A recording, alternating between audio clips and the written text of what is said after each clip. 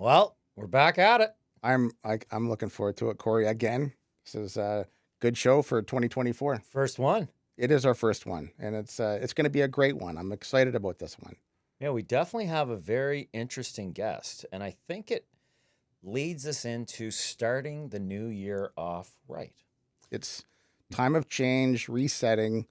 I think typically in January, people start thinking about what did I do the year before? What do I want to accomplish in the next year, the coming year? What am I going to change about myself? What financial goals am I going to have? What new goals do I have generally? Those kind of things. I think it's a great time to think. What goals inward. your wife has for you? Well, yeah, that's right. Yeah. There's probably a few of those sprinkled in there. A couple of those might be coming in there. So yeah. Yeah. So I think it's a good time to make some changes. And I know you made some changes this year. You're looking great, by the way, because you've been a regular attendee at the new gym. Yeah, I gotta actually say I've been really dedicated to getting in there, and the group at Capital Strength. What a fantastic group of people. Yeah. And it's all, it's a group fitness type class, and Sure. they just put you through the ringer for 55 minutes. And I'm never going to have a six pack. Maybe we can talk about it, John, but in terms of what I got to do. But I look at it that I just want to stay in the same pair of pants and be functional. Sure. But with strength, right? Strong, It's strong on the outside, right? Yeah. Weak on the inside, right? Well, hopefully. Yeah. Today, the purpose of today is talking a little bit about getting a little stronger on the inside. So I think it's a good start for us as we lead into the show. Well, you too have taken some things in terms of taking initiative this year. I think you're Peloton lover. Peloton. I'm a Peloton club, a card holding member now. Yeah, it's fantastic. It's going to be a life. It'll probably save my life. I've been on there every day since the start of the year. 5 o'clock in the morning, I'm up.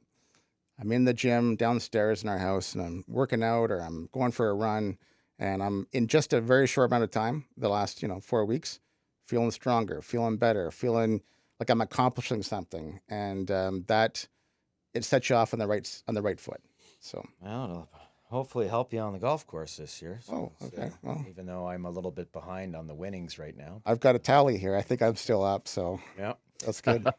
Well, without further ado, we would like to introduce our guest. And today we have Jon Macaskill, is a retired Navy SEAL commander who served in Iraq, Afghanistan, off the coast of Somalia, in Panama, has served as the Deputy Executive Director and producer for Veterans Path, which stands for Peace, Acceptance, Transformation, and Honor, a nonprofit organization that works to introduce meditation and mindfulness to veterans. Jon is now a leadership and mindfulness coach running his own consulting company, Frogman Mindfulness. Macaskill Consulting and his podcast, Men Talking Mindfulness. During his 24-year career in the Navy, Jon served in multiple highly dynamic leadership positions, from the battlefield to the operations center and now the boardroom. A recent author to his book, Unleashing Inner Strength, a Navy SEAL's Guide to Preparedness, Resilience, Grit, Compassion through Mindfulness. Jon is passionate about helping people become the best version of themselves. Most recently, he is now a consultant and content creator on the app Calm, which I would think the majority of people have heard of that. Of course. He's married to his wife, Becca, who also served in the Navy, and a father of 3 children, and a resident of Colorado Springs. Jon, welcome to the show. Welcome, Jon. Hey, thanks, gents. Thank you for having me. I'm excited to have this conversation. I love the banter at the beginning. It reminds me of what was the old show with the 2 car guys, Click and Clack, right? Right. In Boston, on NPR. You guys have a good energy about it. It's kind of like that every day in the office, Jon. There's a lot of pumping going on. This is the way that it goes for us. You don't really have much wiggle room. If you show any form of weakness, we're going in. Yeah, that's why we brought Shawn, Jon, because I need to get a little stronger inside here. But kudos to you, John. Like obviously, you've got incredible accomplishments in the past, and it's going back, like I was mentioning earlier, before the show started, I first came across you through an introduction from a good friend of mine, Steve, and he had said, "Hey, you got to hear this guy's stuff on Insight Timer. This is a meditation app that I've been using in the past, and now I'm going to try out Calm because, of course, that's something that you're a big creator on now."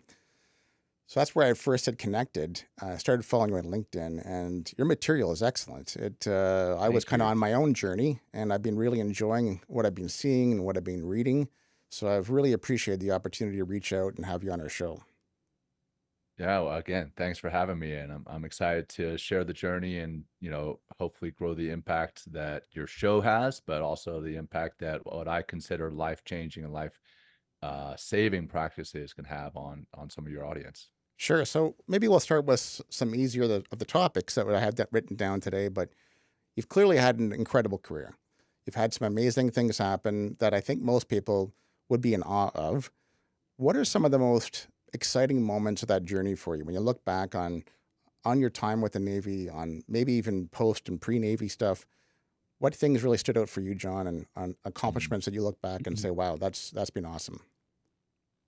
Yeah, this is going to sound probably like a get out of jail free card or something, but I think the most exciting things, that's when I became a dad for the first time, and the second time and the third time. Having three little ones is infinitely harder than anything else I've ever done before, and infinitely more rewarding. So that I would say is some of the most rewarding things I've had. But as far as professionally, I served beside and amongst some of the most incredible people this country has to offer, and got to do things that a lot of people only read about in books. And I was blessed to do that. I got to launch out of submarines. I got to jump out of airplanes. I got to do all the things that you see in the movies. Um, but at the same time, I have um, some injuries, if you will, physical and mental, from my time, and that's actually what I'll discuss here shortly. What kind of brought me to what I'm doing now, teaching mindfulness and meditation. That those injuries and the loss of brothers on the battlefield, it was stuff that you know you don't see in the movies, or if you do, it's not necessarily talked about at the emotional level that we we as humans absolutely experience the whole range of all the emotional sides. So probably went down a little path that you didn't quite anticipate there, but No, it yeah, sounds I guess it's obviously been very raw, but I was expecting yeah, that there's going to be some highlights, and you're going to have some lowlights as well, and some challenges. And I fully yeah, expected we'd probably talk about some of those today when we're discussing for some of your sure. past. How old are we dealing with for children here? What are our ages? They are young. They're a handful. I've got a 6-year-old, a 4-year-old, and a 2-year-old. Oh my So still goodness, in that's very busy. diaper That's stage. very, very busy. Oh, good for you. Yeah, That's yeah, I think everyone can attest. It is a life changing moment when the minute you turn from an individual who is only cares about themselves, or everything that you're doing is only about yeah. yourself, and suddenly your whole purpose of being here now is to foster this relationship and guidance, and you're there for someone else, and Right. it's amazing transformation. Yeah. Oh yeah. It is a game changer. I thought that I'd done hard things before until I became a dad. Yeah, Hell Week doesn't look the same. It's Mm, different. That's right. mm. Not at The new all. Hell Week will be from the age of 10 to 18. So that'll be the get ready. Yeah, So I yeah. understand. So I understand. So you're mentioning some challenges, John. I don't. When did, like, obviously you've come out of submarines and done a lot of incredible things, and I almost want to spend some time on that because that alone is I can't even imagine how interesting that would be. But obviously these stresses, these things that happen in your life that brought your attention to things like mindfulness, where you're spending most of your time right now. Yeah. When did they first start coming up for you? When did you start noticing this in your career? Yeah. I mean, it's very distinct. In 2005, I was a part of an operation that went horribly sideways. and lost lost some good friends, lost some other guys that I wasn't necessarily friends with, but I was acquainted with, and and ironically, I was sitting behind a desk when that happened, and a lot of people are like, "Well, you were sitting behind a desk. What? How could that have affected you?" Well, it was because I was sitting behind a desk and not on the Right. battlefield when my friends were on the battlefield and they were dying. Um, and it caused me anxiety. It caused me survivor's guilt, imposter syndrome, moral injury, post traumatic stress injury. I mean, you name it. I struggled with it, and I dealt with it the best way I knew how. The way that a lot of men deal with emotional challenges, emotional and mental challenges, is I just boxed them up and put them away to be dealt with later, if at all. Um, and I just kept on marching forward with what I needed to do in my career. And I started to see that there were cracks in this armor that I was wearing and this mask that I was wearing continually. And the pain and all these other things that came up. And I started to address it with alcohol. I started to address it with prescription medication. And as much as that helped to numb the pain, it also helped to numb any sense of fulfillment, any sense of joy, any sense of drive. Like I had zero desire to do just about anything. And I got to a very dark spot in my life and sought out counseling. And this counselor recommended mindfulness and meditation to me. And when he did, I laughed in his face. I was like, "Are you got to be kidding me? No way am I going to try out this hippy dippy woo woo stuff. That's not going to help me. I need medication, not meditation." And then he said, "Okay, well, what if I had a pill that I could give to you that would change your performance personally and professionally, physically and mentally?" And as a special operator, we're always looking for an edge. We're looking for an edge over our enemy on the battlefield, or we're looking for an edge over our buddy right next to us. So, absolutely, I'm going to take whatever pill that is that you're selling, doc. And as I'm sure you can guess, it wasn't a pill. It was meditation. It was mindfulness. And so now he sold it to me as this performance enhancing thing. And so I grasp onto it full speed. And the next day, as a type A personality, I think to myself, well, I'm going to download an hour long meditation on Insight Mhm. Timer, funny enough. And I'm going to sit down for this hour long meditation. I'm going to crush this meditation. And I'm sure you can guess how that went. It didn't go well at all. I lasted about 15 seconds before my mind was on anything but the meditation. And so at this point, I go back to the doc and I'm telling him, "Hey, this meditation stuff, it's exactly what I thought it was. It's not going to do me any good. It's hippy dippy woo woo. It's not gonna help me out.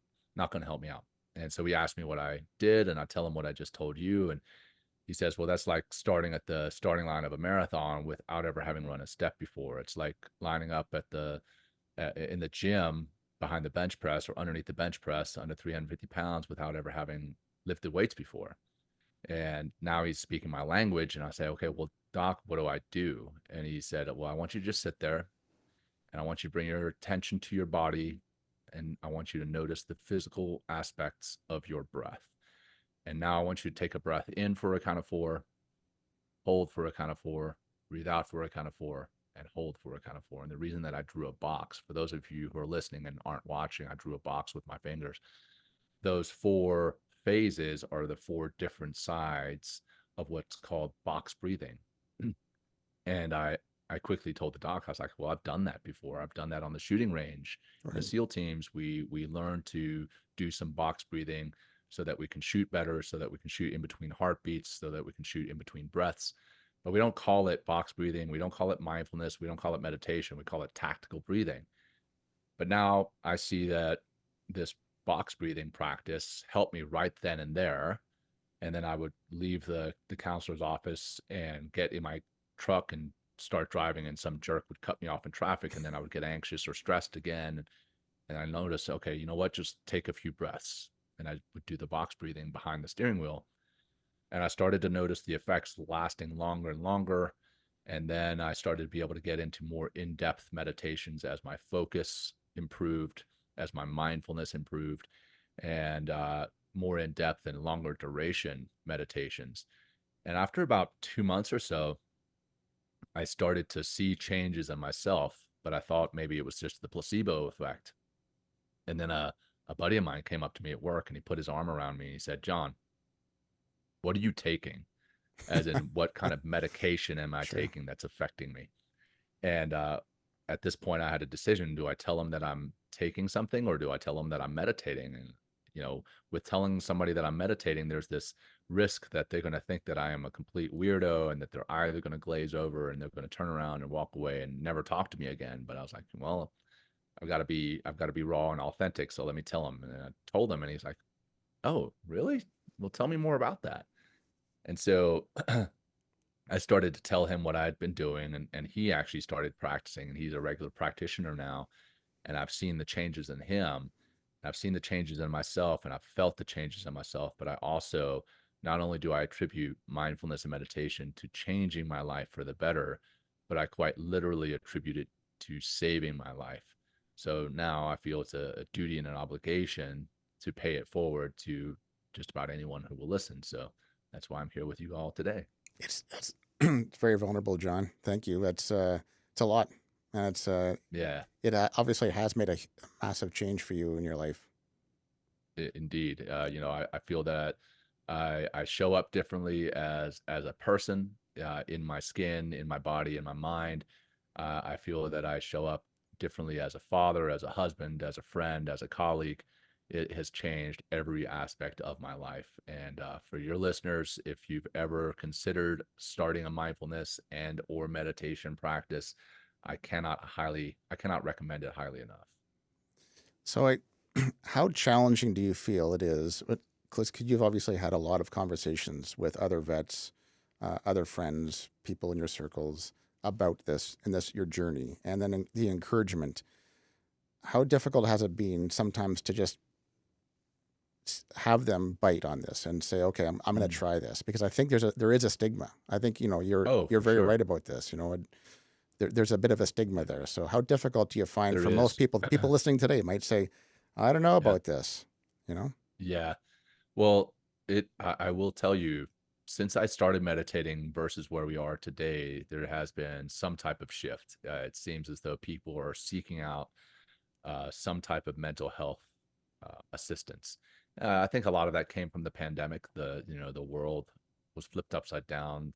Now we're experiencing stress levels that we hadn't experienced before, experiencing emotions that we hadn't experienced as a communal being. Like all of human beings experienced stress and anxiety and sadness all together. And I think that's changed a lot of the stigma. That said, um, there still is one, and the where I experience the most of it is with men, and that's why I started a podcast with my good friend called Men Talking Mindfulness, and that the whole vision there is that we are working to change the perception of mindfulness and meditation among men. Um, the military has started to grasp onto it for the performance enhancing aspects of it. And then, of course, on top of that, the byproduct is that it can help to address the stress and the anxiety and the depression. Now, I want to be clear, when I say address that, it does not make stress or anxiety or depression go away. What it does is it changes your relationship with those emotions, and it allows you to sit with them and go through them rather than defining yourself as a stressed person or as an anxious person. You just say, you know what, I am anxious in this moment and I'm going to sit with it and get through it. The meditation can help to change your perception of stress, your perception of anxiety, and change your relationship. But in my opinion, it does not actually reduce it. It's still there. It just changes how you react to it, how you respond to it. Um, so the perception is still, hey, there is still a stigma that meditation is kind of hippy dippy, but it's not lost on me that my background in a high performing community within naval special warfare, now coming out into the civilian world and teaching and practicing mindfulness and meditation, that it may land with others, it may land with some people that it wouldn't normally land with. If I came into the corporate teams that I speak with today, the first responders, the healthcare workers that I speak with today, and I had been practicing meditation all my life and I didn't have any type of military background or any type of high performing background, chances are they wouldn't let me in the door. But because of my background, it does lend itself to that credibility. And again, that's not lost on me. But that's one of the reasons I do it, is because I know that I can bring, again, what I consider to be life changing and life saving practices to some people who would normally not listen. Well, I think there's definitely been, I totally agree with you. There's been a massive shift with mental health. And I think we've spent a very long time, like you said, putting it in a filing cabinet, right? Dealing with it Mm-hmm. later, masking it. Why do I get so angry? Or why do I start crying? Or why does this happen? Or, why am I so, quick to jump, into argument or something of that nature, right? It seems to, we all have it, right? It's just, has the anxiety gas tank been depleted where now you got to do something about it, Yeah. right? And I really, I as well go to a therapist for a long, long time, and that was something that she really, you know, got through to me was like, you have to think of your anxiety as a gas tank. But your Mm. problem as a human, when you deplete that gas tank, you can't fill it back up naturally. You have to do things to start to fill that up. So I'm totally on that same page as you. So it's very Yeah, interesting. it's the old proverbial straw that breaks the camel's back, right? So many of us, we may be good at handling one thing or two things, five things, but then when we've got 500 things on our plate, then we fly off the handle. And at that point, when we're starting to get to the breaking point, that's we need to address it, but we Sure. need to address it prior to that. Kind of take some of those straws off that camel's back so that we can continue living the life that we want to live. Clearly has a positive impact for both men and women. What are some of the challenges you find particularly about the men's group Mm, itself? Is there certain yeah, stigmas that it brings to men? for sure, for sure. I mean, one, admitting that you need help from anything or anyone is, yeah, as society says, for men, that's weak. And we know, the three of us sitting here know that that's not the truth, but so many people view asking for help as weak, specifically within the male community. And then over and above that, the only acceptable emotions for men to display are a little bit of happiness, maybe some excitement about a football game, like we were talking about before you guys hit record, or anger. That's what's acceptable. If a man is sad, if a man is crying, if a man is displaying some type of vulnerability, that's perceived as weak. And I'm very intentional in using that word perceived, because it's not. It is not weak at all. Right. To be vulnerable, to be open and vulnerable, that's scary as hell. And it takes a lot of guts, it takes a lot of courage, it takes a lot of strength to display vulnerability. Um, but the male roles, the societal roles, are the protector, the provider, and the conqueror. Those are kind of the three big buckets that a man typically fits into, when again we know that there are many, many more roles than just those three.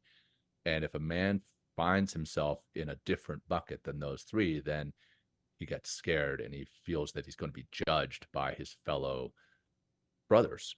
um, Luckily, again, things are changing. There's a change of the tide, um, and men are starting to get in touch with. I don't want to say their feminine side, but in actuality, that's what it is. And all of us have a masculine and a feminine side. And when I use the word feminine, I am not equating that to weak. A lot of men, when they hear, "Hey, oh, no way do I have a feminine side. Yes, you do. We all do. The We all nurture, the have the yin and nurturing, yang, the the like that. nurturing, Right. exactly, the Right. loving, yeah, and that's not weak. It's just a different side. Right. Just like females have the feminine side and a Masculinity, masculine side. the Yeah, decision e- making, the tacticalness, that all that stuff. They're gonna exactly. have Right. everyone's gonna have the traits. Yes, exactly. And we're going to display it at different times in different ways. But we are not weak for displaying a feminine side. I'm not talking about dressing up a certain way. I'm just talking about tapping into those emotions Sure. in a certain way. And when a man feels that he is tapping into his feminine emotions, he's like, oh my gosh, no way. Let's push back, push back, push back. When in actuality, it's harder to embrace it and just go through it and experience it and then move on. It's harder and it's better. It's better for everyone. I started sitting down to pee a while ago. You know what? You can get a lot done sitting down to pee. You can check your Exactly, email. right? So It's actually real quick. Funny enough, Yeah. it's at night. It is safer to sit down and pee because Absolutely.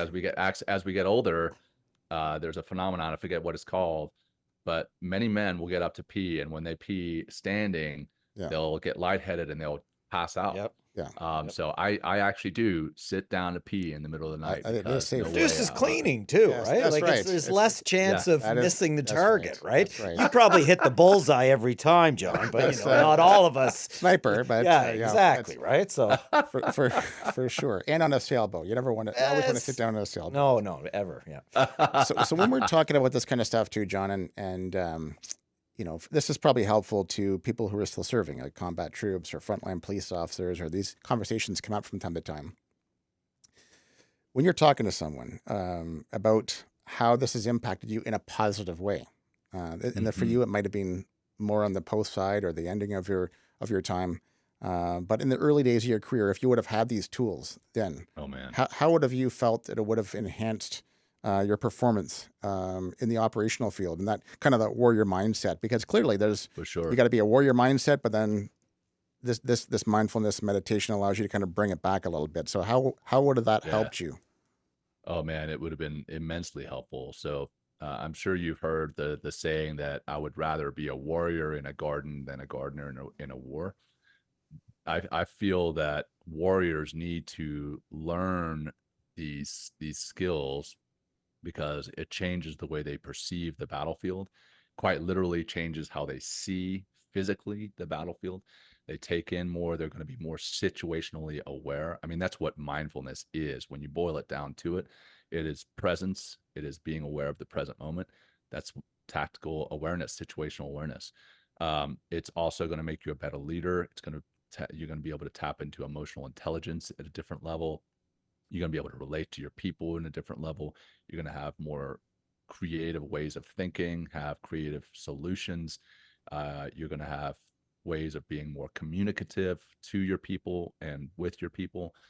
So yeah, that's one of the reasons I teach this stuff, is that it makes us better leaders, at every level in an organization. And the military, I know, is bringing it in because of what it can do, not only for addressing the anxiety, the stress, the depression, but what it can do for us as operators on and off the battlefield. No, I thought, coming into this, but like before I read your book, which is great, and I love that it's a small. I love that it's short. You can get very through it short. pretty quick, right? And it's good. But one thing there that it is. yeah, exactly. And so when you think about the training that your Navy SEAL training, like in my mind, when I'm thinking about it, we're having to do some form of meditation and mindfulness when they're basically beating the shit out of you through these training exercises and having to lie down in the water and where you got to sleep and all. Like you can't, like, when I think about it, I'm like, wasn't that already kind of happening? Like it's at that level, or is it just, I know it's not because even emotionally, like that training breaks people, right? It does. And so the ones that make it through, they have to be, well, you can confirm in my mind, you have to be already embracing some of that, right? You have to be quieting your brain and having that moment when you're, I don't want to do this anymore. I want to go home. Oh yeah, no, that's a great point. I've never really thought about it from that angle before, but I can also tell you that there are a lot of guys who make it through training because in their minds they go to another place when they are in pain. They tune out of their body, they tune out of their mind and go to the proverbial happy place. Um, and that's the exact opposite of mindfulness. There are those who tune into the pain, they tune into the exhaustion, they tune into the cold, they tune into the hunger, um, and and just accept this moment as it is, which in the mindfulness space is called equanimity. It's just accepting things as they are and just saying, you know what, this is how they are. This is how it is right now. This is how it is right now. I've actually I've actually got a equanimity meditation on Inside Timer that says just that thing, and accepting things as they are, knowing that you cannot change them. I mean, certainly there's going to be times when there's stuff that you want to change and you have the ability to change, and at that point you have to step up and make those changes. But when there's no chance, as a SEAL student going through basic underwater demolition SEAL training, BUDS for short, you're not going to change the training. You're not going to You change are the not. cold weather. You're not going to change any of that. No. So you may as well just accept it the way it is and move minute to minute, hour to hour, meal to meal, day to day. And by breaking it down to those little digestible chunks, that is, yes, you're right. It is mindfulness in that respect. There are those who succeed in training by tuning out though. So I guess it's a little mix of both. Yeah, I would say. Yeah. And then how when you're looking at the students who are going through that, if you compared someone who is physically strong and only physically strong to someone who is mentally strong, who do you feel is going to come out the other side better Mentally strong every every single time? time. Right. Every single time. Yeah, I mean that I can tell you I've never done this, but I can tell you with almost 100% certainty who will go away. Really? Now, yeah, now the flip side of that, I cannot say who will stay. And I know that sounds as though I'm speaking out of both sides of my mouth, but there are people you can look at the class and say that person is he may be strong physically, but I can see that Mentally he's weak. weak mentally, and he's not going to make it. But there are some people that you just cannot see that mental fitness, Right. and you cannot say who will make it with 100% Where the certainty. instructor's hanging over them, being saying, "Just go home, ring the bell, go Oh home," yeah, and that I mean person will that's not. You just like they will yeah, not bite. yeah, oh yeah. There are, I mean, hundreds of guys who make it through training who are just, if you were to look at them on the beach, you'd be like, oh, that person's nothing special physically, but they are, they grew up on the streets, they've had a hard life, they've got a mentality that is just second to none. Um, yeah, there's a lot of guys, on the movies, the SEALs are made out to be all these guys that are in incredible physical shape. And don't get me wrong, there are a lot who are in just unbelievable shape. But if you were to look up the definition of SEAL in the dictionary, you guys know who Jocko Willink is? Yeah. Yeah, so Jocko Willink is like the epitome of what a Navy SEAL is imagined to Right. be. This guy who's in incredible shape, Same haircut has an still. I think angry, he's still got the same haircut. same Yeah. haircut, Yeah. looks angry all the time. But he's actually the exception to the rule. The majority, they're in good shape, but they're really not. They're not like bodybuilders or anything, and they're not all angry. Right. they Yes. they are, but they're strong mentally. And Jocko, don't I'm not knocking Jocko. No, no, no. Jocko is I get it. incredibly strong mentally as well. Of course. Of So course. Well, there's a lot of yeah, it. Like you get Jocko, then you have David Goggins. So you David have him Goggins. running Yeah, 100-mile races, and then suddenly you just yeah, you're like, wow, that's something else, right? But again, Yeah. when I read his book. It's a very mentally strong person. There's Oh yeah. He's like, been through a lot. I wouldn't want to race him because he's clearly physically strong too, but he's going to win on the mental game. Yeah. Yeah. Yeah. He's had some obstacles and some serious adversity to overcome, and a lot of those obstacles and that adversity actually forged who he is, and he fully embraces that. He will go online and record himself reading negative comments to various YouTube videos or whatever, and then run with that in his headphones. Oh, I've seen Excuse it. me. Like I watch his stuff, and it's like Yeah. the stay hard mantra, and it's stay hard, and he's running. But Yeah. so I got a question here. I wrote that one down actually. So it was a matter of that kind of mentality, that David Goggins, I'm going to run 100 miles, I'm mentally hard, I can do anything.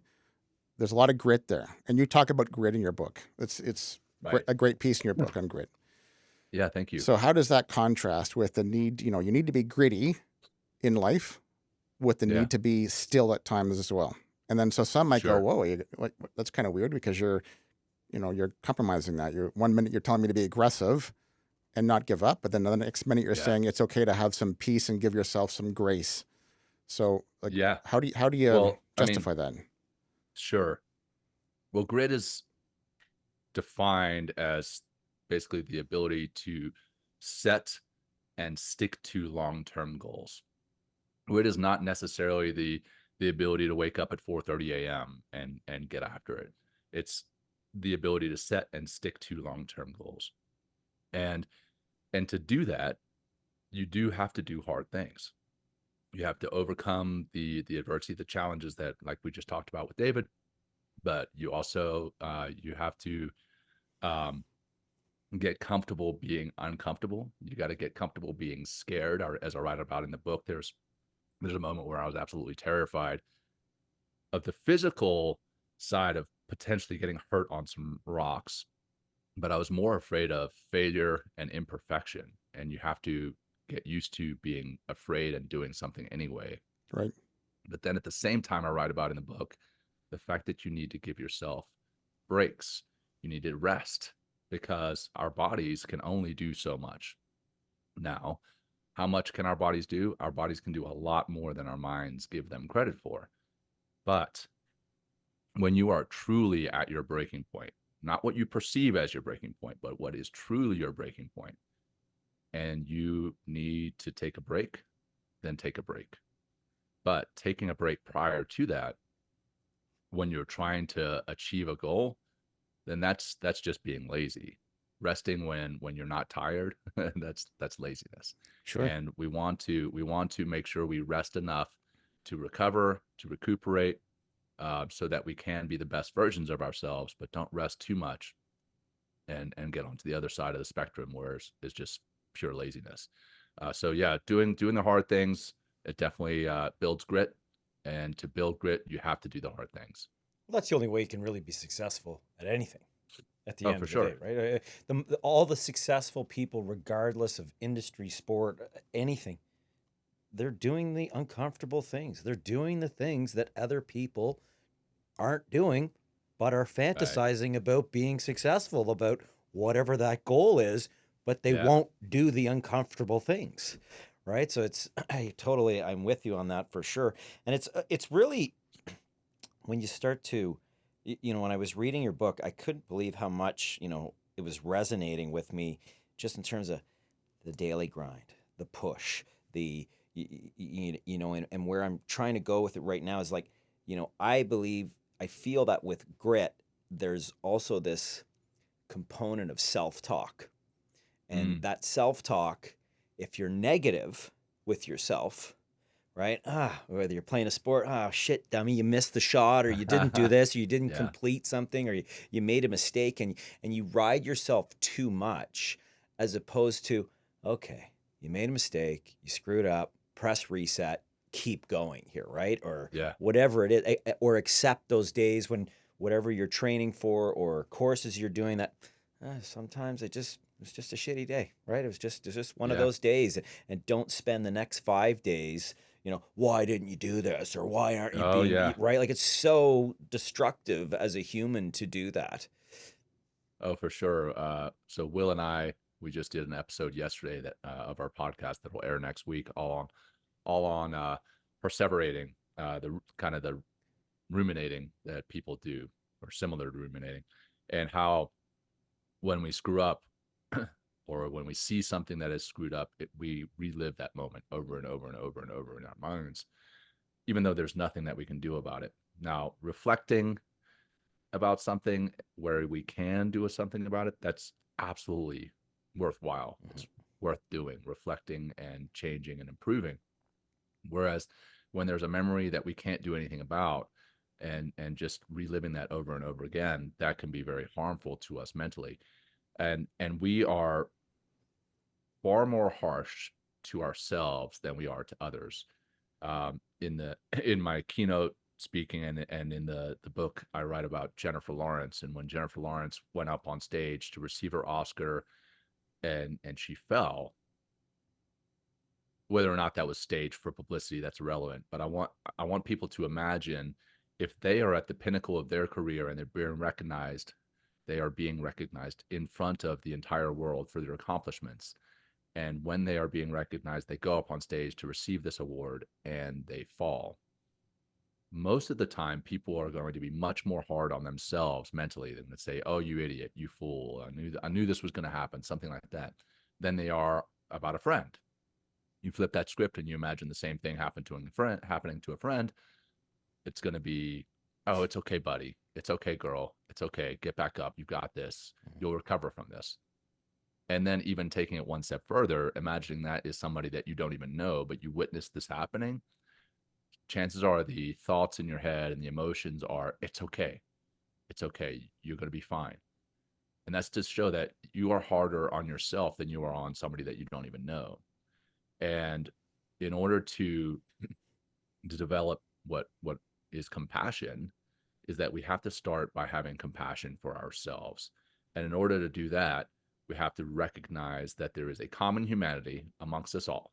And but when I say amongst us all, I mean all of us from the beginning of time up until now, until the end of time, in that we are human beings, and we are all going to make mistakes, and we are all going to screw up. And by accepting that, now I'm not saying, hey, give yourself a get out of jail free card every time, but accept that you made a mistake. You're a human being. Be kind to yourself and move forward. Then you start to develop a sense of self compassion. And as you start to develop that self compassion, then you realize that everybody around you is fighting these same battles or their own battles that look different. And when you can start to realize that about yourself and others around you, then you start to develop compassion for others.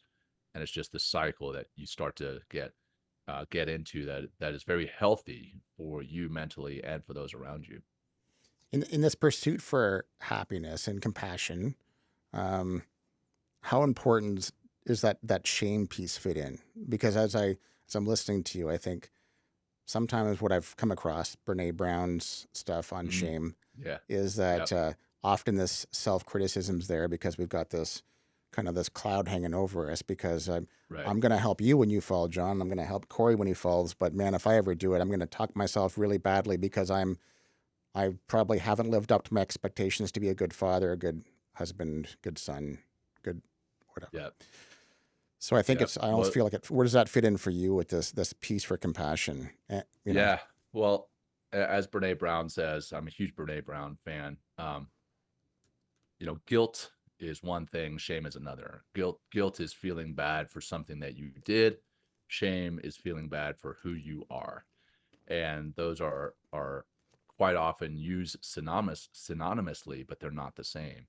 The shame that is much more deeply entrenched in our brain, in our heart, in our soul. And, and the self-compassion piece can help you to get out of guilt. But shame, I think, needs to be worked through with a clinician, with a lot of deep introspective work and understanding what is making you feel that shame, what about yourself is making you feel that shame, and then working through it. There's I think there are times when guilt is actually a good thing. Feeling a sense of guilt for something that you did wrong Right. intentionally can cause you to go and apologize. You know, if I did something wrong in my relationship with my wife and I feel guilty about it, then that can help me to right that relationship, right? But a sense of shame in my relationship, that's a completely different ballgame. Shame absolutely needs to be addressed through some continuous work and potentially through professional support with a clinician. That's great.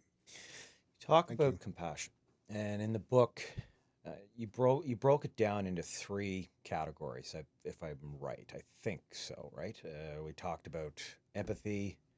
Yeah, Uh, empathy, sympathy, and compassion. yeah, Yeah, and I think we should just touch on that for a second, right? And yeah, really, because you, you know, everybody uses those words as if they're the same, but they're sure, really not.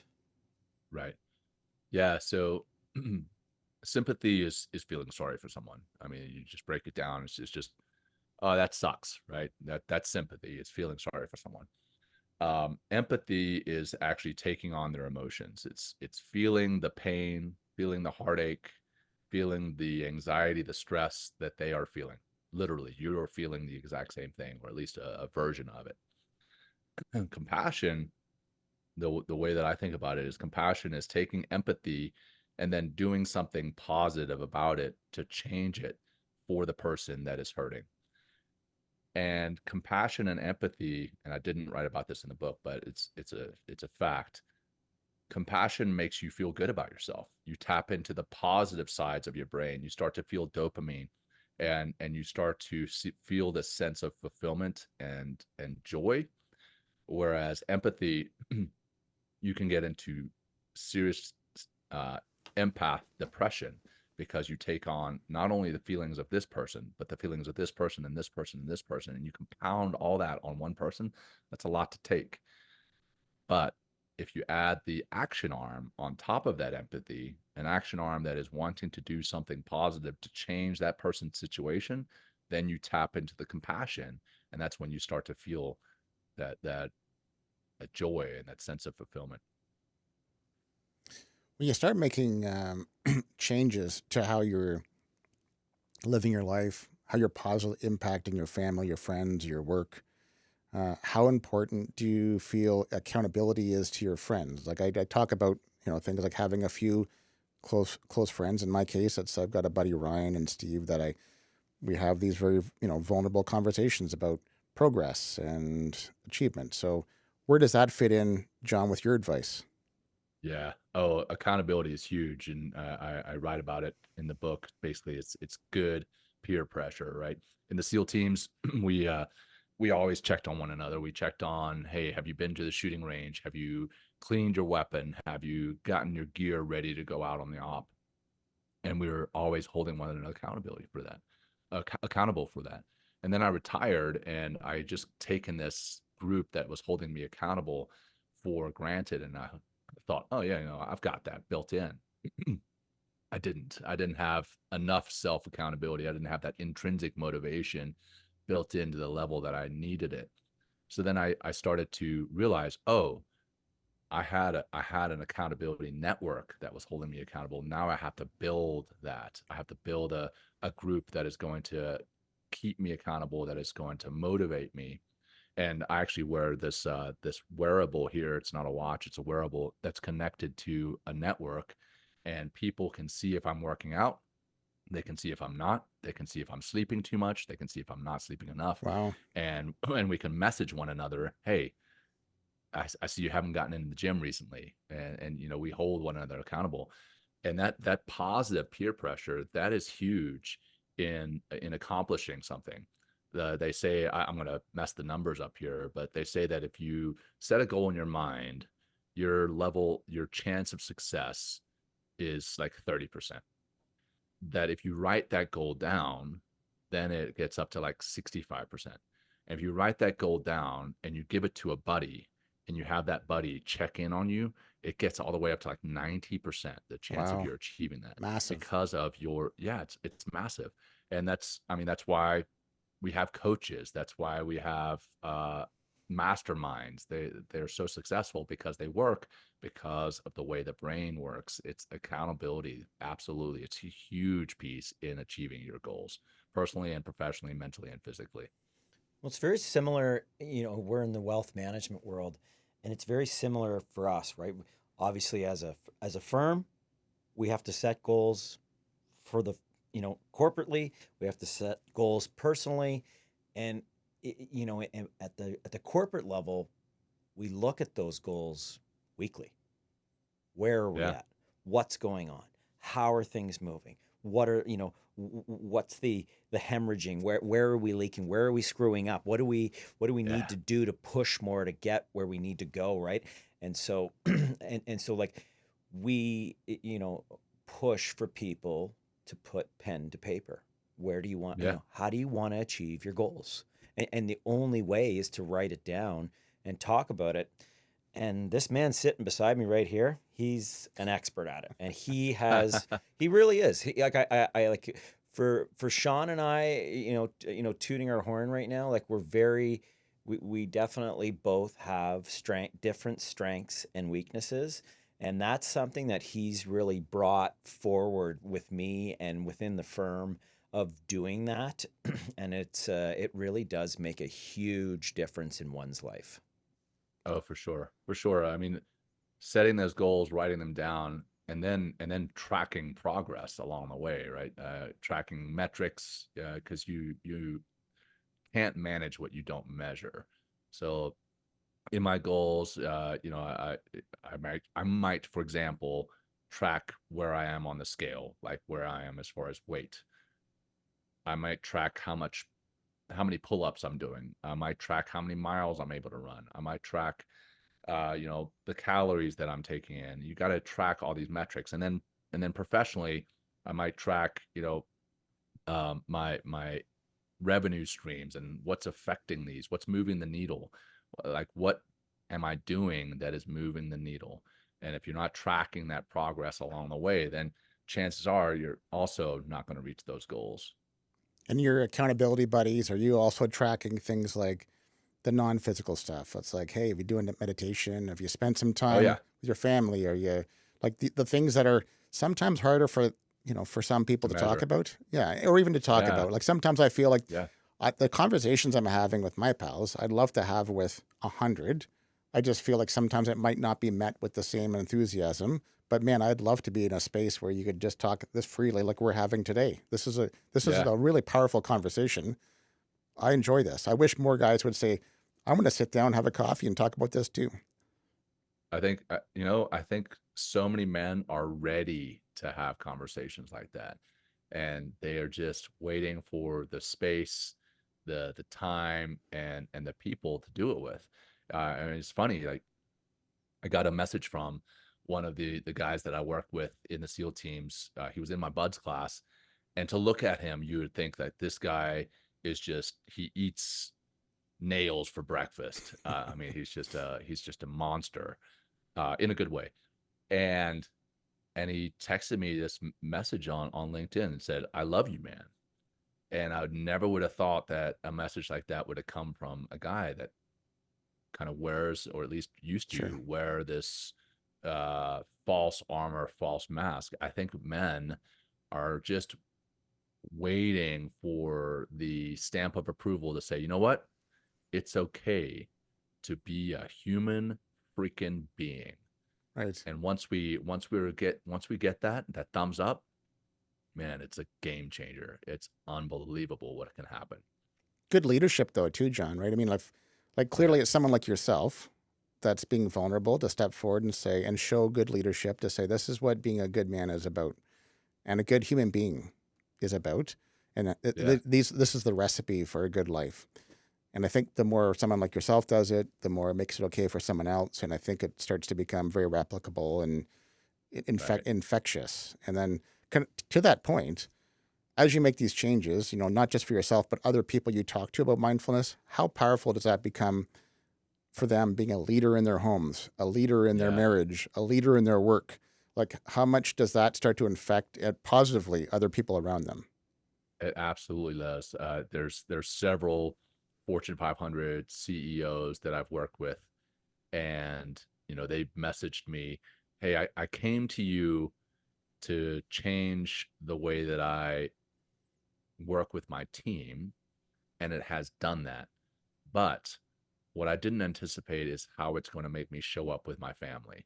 Like they can go home and they put their phones down, they put their computers aside, and they're much more present with their family. It changes how they show up in their community. It changes how they show up as a brother, a sister. It changes literally everything about them in a good way. And I cannot tell you how many messages I've gotten that have something like that in the message. Hey, I needed to start doing what you've taught me. I needed to start doing that 10 years ago. And I'm so thankful that you've gotten me on that path. I needed to hear that message that you put out on the podcast today. And it's helped me out to be a better grandfather, grandmother, father, brother, sister. It's CEO. helped. CEO. Yeah, I wish this stuff was taught in school, and I know that it is starting to get taught by certain groups in certain schools, but it just needs to become part of the curriculum for everyone. And it's going to sound grandiose, but I think if we started doing that, we could truly change the world to be a better place. No kidding. I've got a question I wanted to ask you. Is like again, I follow a lot of your stuff. So on your LinkedIn, I know that you read the Daily Stoic. So I know you've posted a Yes. lot there. So Yeah. it's super, Sitting right here. yeah, super good. Yep. Yeah, Yep. Right here. Daily Stoic. yeah. So Fantastic. it usually gets a pretty good reaction too. Like when you post It one up does. there, everyone seems to bite on that pretty well. So I Yeah. saw one Yeah. that really stood out to me, and I thought, well, when I knew that we were coming up to this day, and I thought I'm going to ask you about it. But on December 1st, I'll prompt it a little bit for you. So December 1st page you posted on the Daily Stoic, um, it was Seneca's quote. He said, "Let us prepare our minds as if we'd come to the very end of our life." And Yeah. that to me was a really powerful. It was a powerful day. Like as you're reading that book, right? Yeah. You had a massive amount of reactions to that. But tell me a little bit about what that means for you. That quote means for you, and maybe after that, if you could explain to me why you think Stoicism is gaining Mhm. so much popularity in the modern times. Yeah. Yeah. I used to think that stoicism was just not showing emotions, right? The people will talk to somebody who doesn't display a lot of emotions, and they're like, "Man, that person is a stoic." When actuality, I think stoicism is much closer to mindfulness than we realize. It's being present, it's being aware, it's asking questions, it's being curious. It's always learning. That's what stoicism is. And the the book, if you're not familiar with the Daily Stoic, it's written by Ryan Holiday, but Ryan Holiday is the author of The Obstacle is the Way and Ego is the Enemy and several other books. Fantastic author. But what he does is he goes back and he looks at some of the former Stoics, Seneca, Epictetus, and he will pull a quote from them for every day of the year and then kind of expound upon that quote. And the month of December it's written at the end of the book because it's, well, one, December is the last month, but two, he also specifically in December writes about coming to terms with your own mortality and preparing for that. And um, I think the way that the Stoics looked at everything from birth to financial management to death and everything between is a healthy way of living your lives. It's not experiencing the emotions. It's experiencing the emotions, taking it and looking at it, if you will, kind of being curious about it, and then moving forward, which is very healthy. That's a healthy way of managing and expressing and experiencing your emotions. Um, I tell you, this is, I don't know, the fourth or fifth time that I've read the Daily Stoic, and I used to have an incredible fear of death. I don't know why, but now I've gotten to a point where, um, death is just it's just part of life. Death of myself, death of my others. Don't get me wrong, I'm still going Of to course. mourn the death of my loved ones. My parents are still alive, and I dread the day that they are not. But I also understand it's a part of this thing that we call life, and we can look at it in a healthy way and move through life, looking at so many things in a stoic way, and it can be, again, I know I keep coming back to this, but it can be incredibly healthy for us mentally, physically, and emotionally to look at things that way. For the listener, can you kind of give us, a day-to-day example of what somebody could latch on to with that when you're speaking about it, right? Mm, Like sometimes like I understand what you're saying, but I find sometimes people are like, well, what does that really mean? Where would I mm, really be doing Like what that? mindfulness would, like how that Like works to itself like when in. someone is talking about being stoic, just like John said, oh right? yeah. Yeah, okay, there's not. I'm not showing anything, but on a day-to-day basis, you know, something shitty has happened, or you're trying to, when we're speaking about this, it's a little bit hard to visualize it, I think, and that's why I was trying to, like, like, can we make an example? Can we discuss something that the listener would actually latch on to with that? Yeah. I mean, I'm going to come back to Jocko because I actually think I haven't ever asked Jocko this, but I think the way that he handles some things is very stoic. Um, when people would come to Jocko and they would present him with a problem, he would see that as a problem, and most people, when they see the problem like would be presented to Jocko, a lot of the people would say, "Oh no, what are we going to do now?" And they kind of start to flip out, start to tap into that fight, flight, or freeze side of our nervous system. Jocko has a very unique but powerful way of handling problems. If somebody comes to him with a problem, his response, more often than not, and this is not just written about in his books. I know people who have presented Jocko with a problem. He says good, but just by putting the word good out, it changes the energy around Right.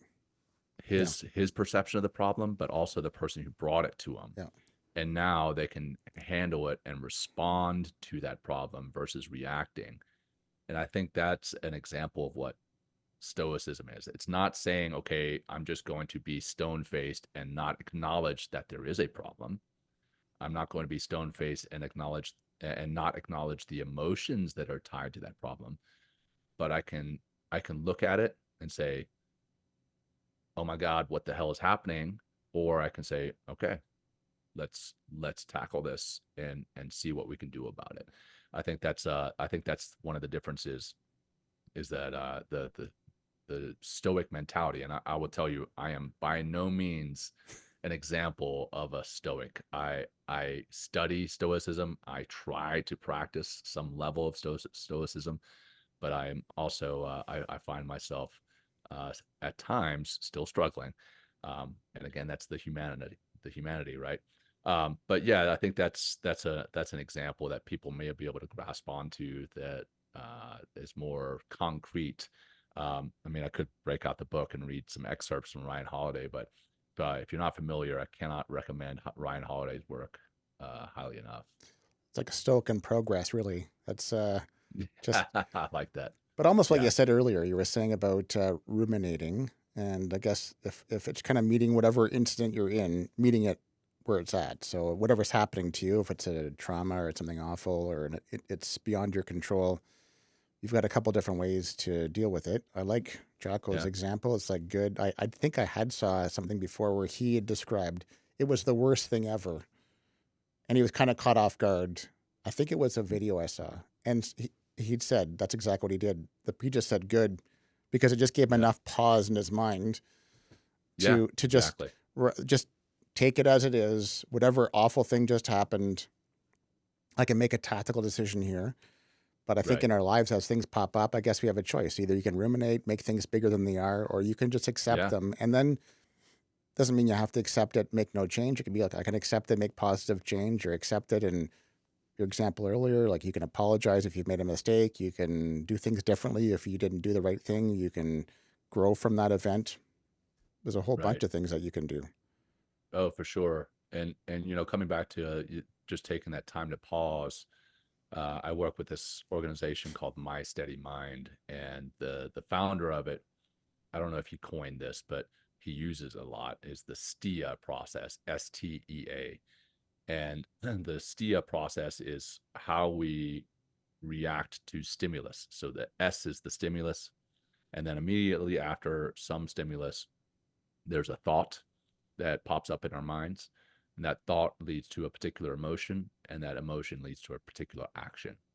But if we can inject just a split second pause in between that stimulus and the thought that's attached to that stimulus, that will change the corresponding emotion, and the emotion will change the corresponding action. And if that pause is, in Jocko's example, saying, good, that's a pause. If it's just literally taking a second to breathe in and breathe out and notice the physical sensation of that breath, that's going to inject that pause. The associated thought is going to be completely different, and ultimately that's going to change the final outcome. It allows us to respond versus react. That pause is so important in almost every single thing that we do. Yeah. Both Shawn and I are avid golfers, and so it immediately triggered for me how, as a golfer, you must do that in Yeah. every instant, right? You have to Yep. do that. And that it comes back to, that if you really screw up, you hit a bad shot, an errant, you make Yeah. mistakes, the pause, reflect, reset, go forward, Right. right? Like that, Yeah. you have to do that, right? So it's interesting What how. was it? Was it John Daly, the golfer who was so famous for his long drive, but then he would That's lose right. his temper Yeah, and he would break clubs and throw clubs in the water traps, and yeah, like yeah, Yes. he had the exact opposite of yeah, that ability to yeah, pause. Oh, he's yeah. so Well, when talented. he paused, that it Yeah, became talented cocaine guy. and beer and Yeah. everything else is when he was Smokes, pausing. Yeah, crushing yeah, he's smokes. crushing darts on the court. Yeah, Yeah. yeah, yeah, yeah. So I'm thinking about some of our conversation we've had today, and it's where we started from, and even for you, John, like where it first showed up in your life, and you've obviously done a great job at going from there and building on that, and you know obviously becoming a healthy person and building on upon whatever wherever you started from. There's probably somebody right now who is in that same spot that Mm. they're experiencing pain. I don't want to say denial softly because I realize that someone, it may not be denial, but they may have a harder time just accepting that they need something else. They need to improve, Mm. that there's a need for change, because maybe they are turning to alcohol, maybe they're turning to drugs, maybe they're um, having behaviors in their life that are knocking them down and they don't even realize it. So for those Right. people, uh, how do you, like, you've probably seen that. Oh How yeah. how do you set that up for someone? Because Mm. there's clearly in your circles or the people that turn to these kind of things, it's a difficult wall to break down. So how do you get them to say, hey, maybe it's time, or maybe today's the day Yeah. that you make a change? Yeah. Well, one, I tell them my story, and tell them that I did seek help, and by seeking that help, I got that help. A lot of the time, we are afraid to seek that help, and in not seeking that help, we're not going to get that help. And then two, I tell them to acknowledge what it is they're experiencing and give themselves credit for what it is they are going through, and that is causing the emotions that they are experiencing most of the time. I mean, there are certainly true mental illnesses, chemical imbalances that can be addressed through psychiatry and more professional help. But some of the time, we're experiencing the exact emotions that we should be experiencing attached to the experience that we just went through.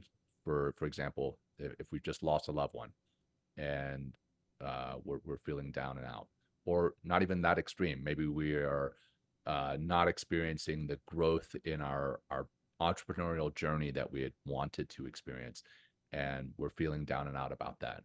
Well, that's okay to feel down and out about that. Give yourself credit for the emotions that you're feeling and attach it to something that you are experiencing in your life and say, you know what? Of course I feel this way. And when you can say that, that's incredibly powerful.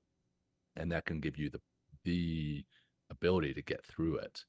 And then, having a close friend that you can reach out to in case of you're getting to a crisis, a point of crisis, but identifying who that close friend is or close friends are before you get to that crisis. I have a network of friends that we text one another every day, every couple of days, and we say, you know what, if any of you need help, I will be there. I will jump on a plane, I will jump in a car, and I will come and help you. Identifying who those friends are in advance before you need the help. Identifying those friends who might even pick up on the fact that you need help before you reach out. I think those are the things that you have to be able to do is one, um, be willing to reach out for help. And I understand that there are times when you will feel like you're a coward for reaching out for help. If you get to a point to that, then having a network of friends that are there to help you out, even when you don't want to ask for it. And then third is giving yourself grace and acknowledging what it is you're experiencing. That's what you have to do. What was your at bottom for you when you realized I got to get my shit together here? Like, what was the catalyst for you that Mm, said it's time to do something? It's I need to action and deal yeah. with this. Yeah. Well, I didn't have kids yet, but I was married and I'm on my second marriage. And where I had gotten to mentally, emotionally, had definitely contributed to the downfall of my previous marriage. Then I was able to recover enough to get married again. And then I started to feel that I was on this downward slope again.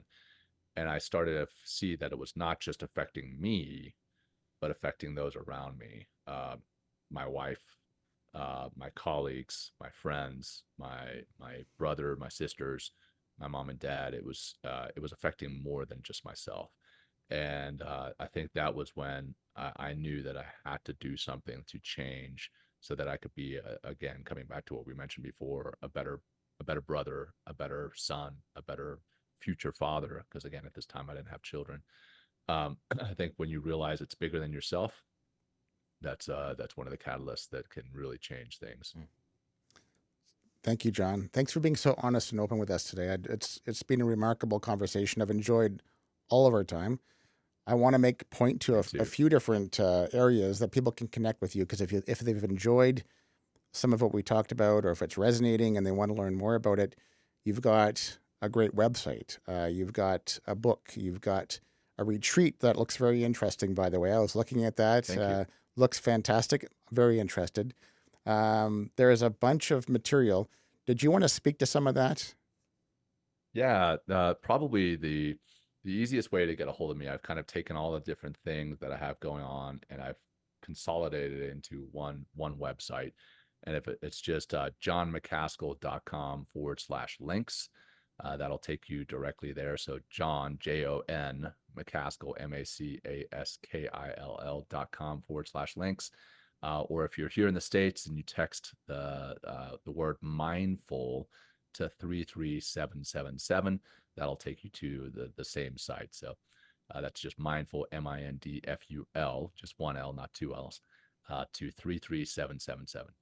You've got the Men Seeking Mindfulness on YouTube. Looks like you've got a Yeah, good so you've got a good following there. By the looks of it, I think you're pushing yeah, some good numbers starting to there. grow. Yeah, you've got some Starting to good grow. numbers. Yeah, we're right around 2,800 followers. We're certainly no Mr. Beast, but Yet. we're Yeah. wanting to grow. But yeah, it's Men Talking Mindfulness, and if you just go to YouTube and look for the after YouTube.com, put in the @ symbol and then put in Men Talking Mindfulness, you'll find us there. For the show, you can, if you're here in the States again, I know probably most of your listeners are north of the border, but the for the show, you can text MTM to 33777, and that'll take you to a lot of our stuff as well. Excellent. Well, this is great leadership, John. Thank you, I've been guys. looking forward to this for a long time, and this has been a great conversation. And you're a natural leader. It's coming out today. Clearly, you're going to be making an impact in how people behave and the positive change. And it'd be great to see you on the stage sometime. Hopefully we can cross paths that way Great. too, because I'm sure you'd be a great keynote. Well, thank you guys, Shawn, Corey. I really enjoyed this time. I really enjoyed the deep questions and the true conversation that we've had. This has been human, and It's very that's what I human. enjoy. So thank you. Absolute pleasure. Thank you very much, John.